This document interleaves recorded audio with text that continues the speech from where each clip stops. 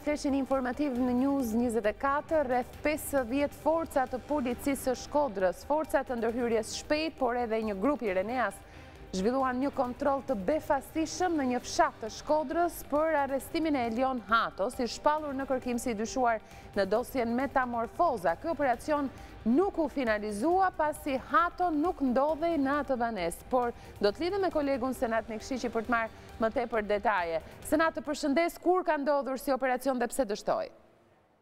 Përshëndetje, atëherë si operacion ka ndodhur mëngjesin e djeshëm. Në fakt, kanë qenë rreth 50 forca policie, të cilët kanë shkuar një banesë në një fshat të Shkodrës për të kontrolluar për shtetasin Elion Hato, i cili është i shpallur në kërkim si dyshuar në dosjen Metamorfoza, por nuk kanë gjetur askënd dhe janë larguar duke lënë pas 2 qenë që ndodheshin në oborr. Njërin e kanë qelluar dhe është vrarë dhe qeni tjetër është i plagosur.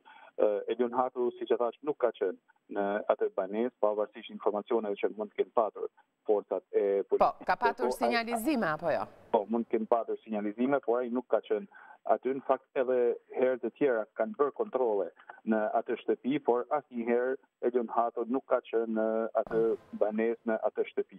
Ajo shtëpi është e vëllait Elion Hato, shteti Eltier Hato, 39 vjeç, i cili ka jetuar aty më përpara normalisht, por për shkak të kontrolleve tashmë të shumta të policisë është detyruar që muajt e fundit të largohet bashkë me familjen, sepse siç thotë ai janë terrorizuar fëmijët, dy djemtë e tij, njëri 13 vjeç dhe tjetri 3 vjeç, dhe në këtë mënyrë është ka lëvizur në një vend tjetër në mënyrë që familjet e pashtortja dhe fëmijët të mos shqetësohen nga kontrollet e shpeshta të policisë, normalisht edhe në oraret e papërshtatshme. E kuptoj.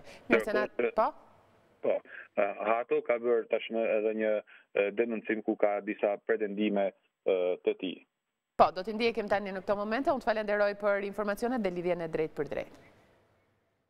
Rreth orës